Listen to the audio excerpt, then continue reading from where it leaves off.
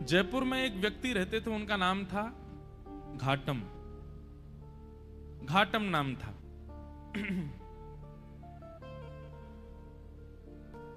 उनका पेशा था, उनके पूर्वजों से ही चला आ रहा था, वो सब चोरी करते थे। दादाजी, परदादा, परदादा, पूरे गांव का ही यही पेशा था, यही काम था, सब चोरी करते थे। घाटम जी भी चोरी करते थे। एक बार श्री घाटम जी कहीं जयपुर से आमेर जाते हैं, तो बीच में अभी जहां कथा थी इससे पहले वो वही स्थान है, आमेर और जयपुर के बीच में कनक घाटी, वहीं श्री घाटम दास जी रहते थे। उनका नाम बाद में घाटम दास हो गया, पर पहले उनका नाम घाटम था। तो घाटम जी चोरी करते थे।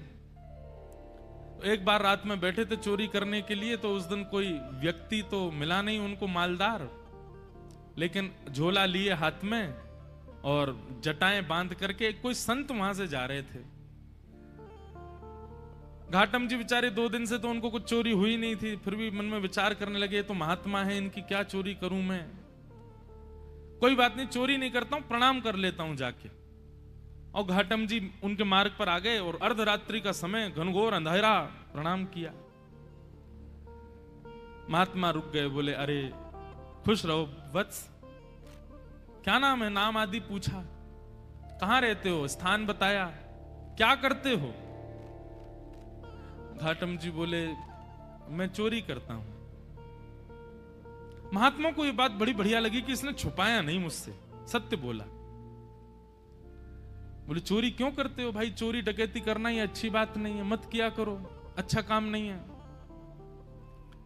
बोले महाराज काम तो अच्छा नहीं है मैं जानता हूं, पर ये तो मेरे परिवार का पेशा है, मेरे पूर्वजों से चली आ रही है चोरी, हमारा परिवार इसी में ही निपुण है। मेरा बेटा है अभी 5 साल का, उसको भी तैयारी करा रहा हूं मैं, उसको भी सिखा रहा हूं कैसे जाना चाहिए, क्या क्या आयुध संग लेके जाने चाहिए, किस प्रकार लोगों को देख करके समझ जाना चाहिए मालदार है कि नहीं है। महात्मा बैठे बैठे, देखो संत का स्वरूप क्या होना चाहिए, संत केवल वहां ना जाए जहां माला और दक्षिणा मिले।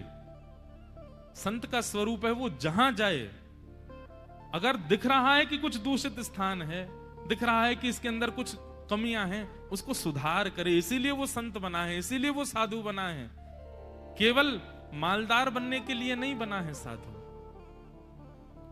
महात्मा को चिंता हो गई, बोले अगर मैं इसको कुछ सिखा करके नहीं गया और इसका जीवन परिवर्तित करके नहीं गया, तो इस मार्ग से निकलना मेरा दुष्कर हो जाएगा। ठाकुर जी ने मुझे इस मार्ग से भेजा है, इसका मतलब ठाकुर जी चाहते हैं कि इसको मैं कुछ बताऊं। महात्मा जी ने उसको बिठाया, बोले सुनो ये घाटम, तुम चोरी मत किया करो, तुम छोड़ दो चोरी। बोले महाराज जिसके रग रग में, जिसके रक्त में चोरी हो, वो कैसे छोड़ सकता है। अरे हम तो ऐसे हैं, परिवार में भी हम लोग रोटी भी पानी हो तो हम चोरी करके ही पाते हैं, हम रसोई में मांगते नहीं रोटी दे दो, हम वहां भी चुपके से ही जाते हैं। इतना ज्यादा हम लोगों में चोरपन घुस चुका है कि अब ये निकल नहीं सकता। महात्मा थोड़े व्याकुल थे, तो घाटम जी बोले भगवान आप देखिए व्याकुल मत होइए, मैं भी विवश हूं कि मैं नहीं छोड़ सकता चोरी, पर हां चोरी के अलावा जो कहोगे वो करूंगा। चोरी तो मैं करूंगा, लेकिन उसके अलावा आप जो कहोगे वो मैं अपने जीवन में उतार लूंगा, उस आज्ञा को मैं सर्वोपरि मानूंगा, बस चोरी को छोड़ने को मत कहो, चोरी के साथ साथ जो कहोगे मैं करूंगा। महात्मा ने विचार किया, महात्मा बोले ठीक है 4 बातें लिखो। सबसे पहली बात, तुम सत्य बोलोगे। घाटम जी बोले ठीक है, आज के बाद चाहे कुछ हो जाए मैं सत्य ही बोलूंगा। दूसरी बात लिखो, संत जनों का खूब सम्मान करोगे, आदर करोगे। बोले जी महाराज जी। तीसरी बात लिखो, जो भी लाओगे घर में, चाहे चोरी करके लाओ, चाहे प्रेम से लाओ, कमा के लाओ, सबसे पहले ठाकुर जी को निवेदित करोगे, उसके बाद स्वीकार करोगे। बोले जी। और चौथी और अंतिम बात, कहीं मंदिर दिख जाए, मठ दिख जाए, आश्रम दिख जाए, संत दिख जाए, 100 काम छोड़ के चोरी करके भाग रहे हो, सिपाही पीछे पड़े तो भी रुकोगे, प्रणाम करोगे, फिर जाओगे। घाटम बोला जो आज्ञा। अब ये 4 बात मेरे लिए अध्यादेश हैं, आदेश नहीं है, अध्यादेश है। चाहे दुनिया इधर उधर हो जाए, मैं इन 4 बातों को कभी नहीं छोड़ूंगा। संत बोले ठीक है। अब देखो, गुरु आज्ञा कितनी बड़ी होती है। ये कोई लिखी हुई कथा नहीं है, ये असली कथा है। आज भी घाटम जी का वहां घर है, आज भी उनका वंश है वहां पर। और इनका जो मतलब कुल गोत्र था, हमारे राजस्थान की तरफ मीणा होते हैं, वो इन्हीं के ही उन्हीं परिवार में से थे। तो घाटम जी ने अपने गुरु की आज्ञा मान ली। बोले 4 बातें मुझे करनी है। एक बार कुछ संतों की टोली जा रही थी, घाटम जी ने देख लिया, दौड़ करके गए, चरणों में निवेदन किया, मेरे घर आ जाइए, प्रसाद पा लीजिए। संत बोले ठीक है। अब घर पहुंच गए। अब लेकिन घाटम जी के घर पे व्यवस्था कुछ नहीं थी भोजन की। पत्नी से कहा 5 मूर्ति आई हैं, भोजन बनाओ। बोले 5? हम 2 के लिए तो भोजन नहीं है, 5 को कैसे पवाऊं मैं? घाटम जी बोले गुरु आज्ञा निरर्थक हो जाएगी, मुझे कैसे भी इनको 5 को प्रसाद तो पवाना है। घाटम जी ने देखा कि पड़ोस में एक कोई व्यक्ति रहता, उसके पास में उसके गेहूं अनाज आदि का भंडार है, थोड़ा चोरी करके ले आता हूं, उससे बना के इनको पवा देंगे, गुरु आज्ञा पूरी हो जाएगी। गुरु जी ने यही तो कहा है कि संतों की सेवा करो, अब कैसे भी करो, चोरी करके करो चाहे कुछ करो। दौड़ करके गए, वहां से कुछ अनाज आदि ले आए, घर पर ला करके प्रसाद बनवा करके पवा दिया। घाटम जी की चिंता हो गई कि आज सवेरे बारिश हुई थी और मैं चोरी करके लाया हूं, तो निश्चित मेरे पैरों के चिन्ह बन गए होंगे, और उसको यदि पता चल गया कि मैंने चोरी किया, वो घर आ जाएगा, मुझे पकड़ करके ले जाएगा, आदि आदि मन में ये विचार करने लगे। लेकिन मैंने तो गुरु आज्ञा के वश होकर के किया ना। इतने में ही वर्षा हो गई, आंधी तूफान आया और सब उनके चरण चिन्ह आदि मिट गए। तो उनको ये अटूट विश्वास हो गया कि मैंने गुरु आज्ञा मान करके पूर्ण किया, तो ठाकुर जी मेरी सहायता कर रहे हैं, मेरे रक्षक बने हुए। घाटम जी का जीवन ऐसे चलने लगा। गुरु पूर्णिमा का समय था। घाटम जी ने मन में विचार किया, मेरे गुरु ने मुझको सब कुछ प्रदान किया, इस बार गुरु दक्षिणा के रूप में ऐसी कोई वस्तु या इतना धन कुछ दूं गुरुदेव के यहां कि वर्षों तक भी अगर मेरे यहां से सेवा ना जाए तो गुरु जी को दिक्कत ना हो, मेरी तरफ से ऐसा रहे कि हां परिपूर्ण हो गई सेवा। उसके लिए एक बड़ी चोरी कर लेता हूं, उसके बाद फिर मैं धीरे धीरे छोड़ ही दूंगा। एक बड़ी चोरी करता हूं, उससे जो धन आएगा गुरुदेव को दे दूंगा। और घाटम जी ने विचार किया क्या चोरा हूं। तब उन्होंने विचार किया, बोले कि यहां आमेर का जो राजा है, इसके घोड़े बड़े कीमती हैं, और उनमें भी एक काला अश्व है, काला घोड़ा है, वो सबसे ज्यादा कीमती है, ऐसा पूरे भारत में नहीं है। यदि उसको मैंने चोरी कर लिया और उससे जो धन आएगा वो यदि मैंने गुरुदेव को दिया, तो आजीवन मुझे जितना देना चाहिए उतना एक बार में ही दे दूंगा मैं गुरुदेव को। तो गुरुदेव के यहां गुरु पूर्णिमा की सेवा मेरी तरफ से होती रहेगी। घाटम जी चोरी करने के लिए जा रहे हैं। एक सामान्य से घोड़े पर बैठ करके घाटम जी और सीधे राजभवन में प्रवेश कर रहे हैं। मुख्य द्वार से ही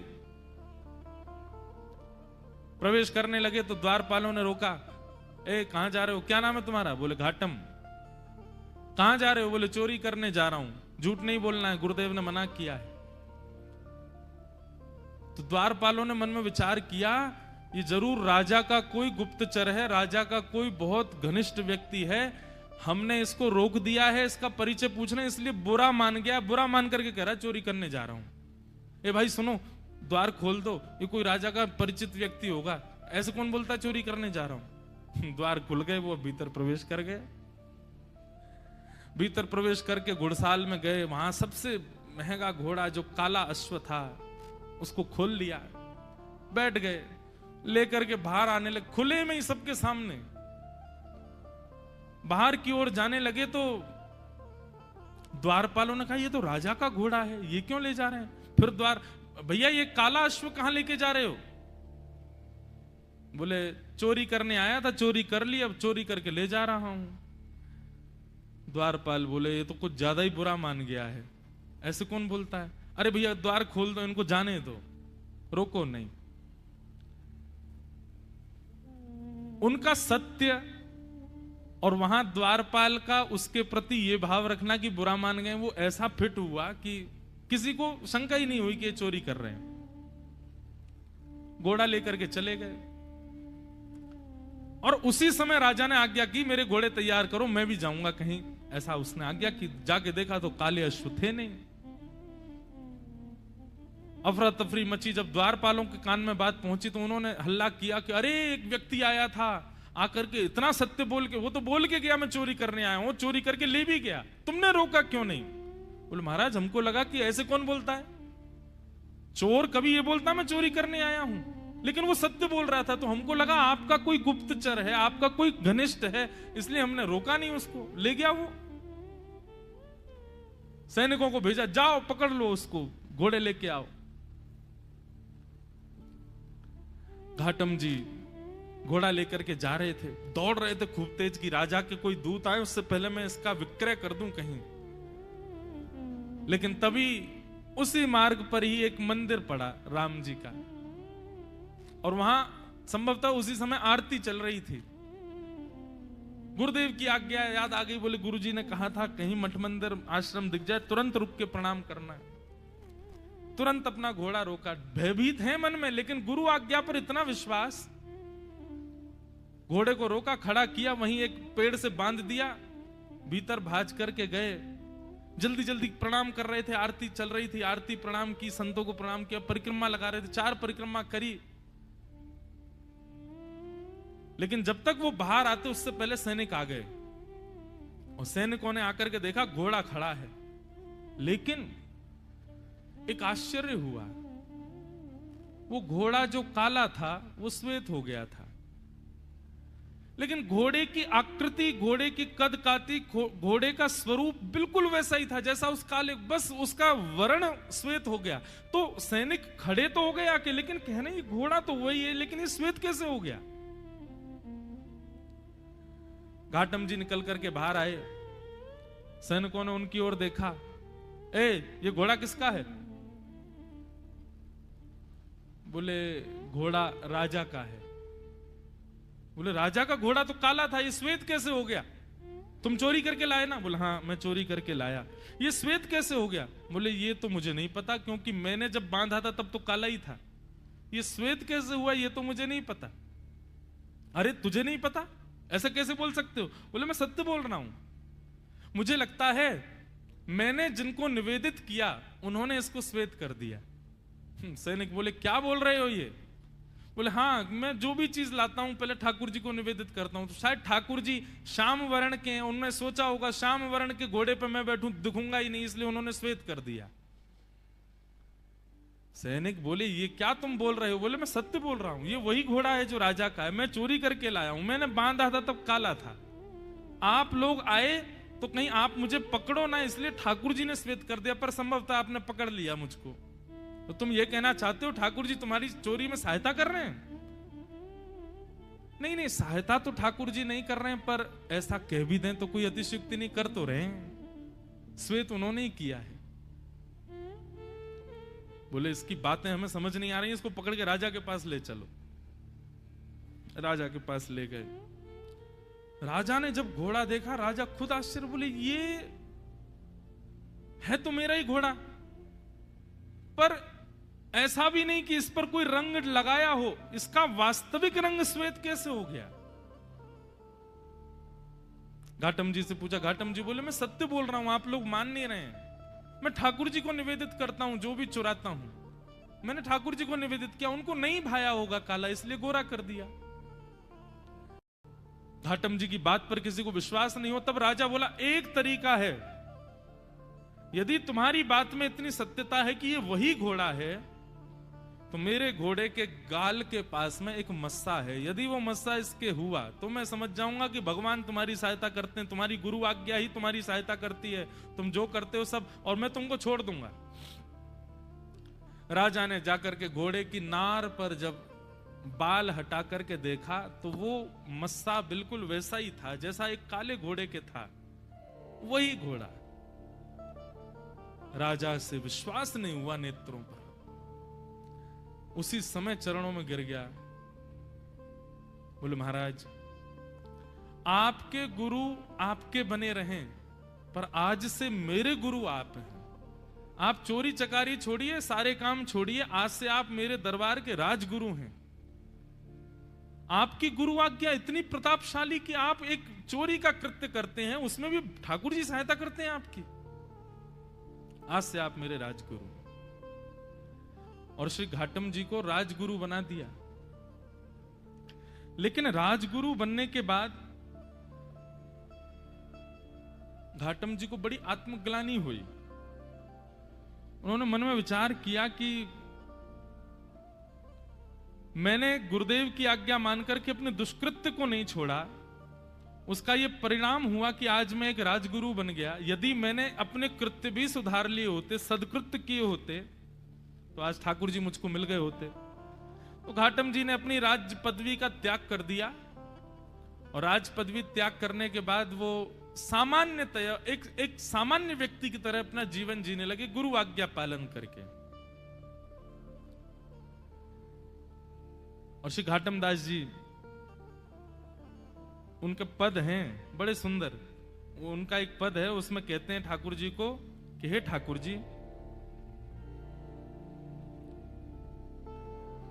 पहले तो मैं यूं ही खाता, अब तो ना कर खावा छा। ठाकुर जी, पहले तो मैं ऐसे ही खा जाता था, पर अब तो मैं स्नान करके पाता हूं प्रसाद। गल में माला, माथे पे तिलक, थारे निमित्त लगावा छा। महाने तो ऐता करी दीना, थाने की ना काई। मैंने तो इतना कर लिया आपके लिए, आपने मेरे लिए क्या किया ठाकुर जी?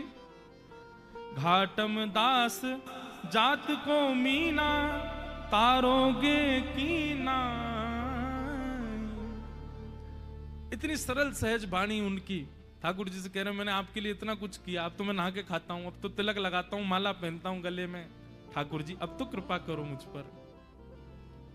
और श्री घाटम दास जी का एक पद है, बहुत सुंदर पद है। जे नर रसना नाम उचारे, जे नर रसना नाम उचारे।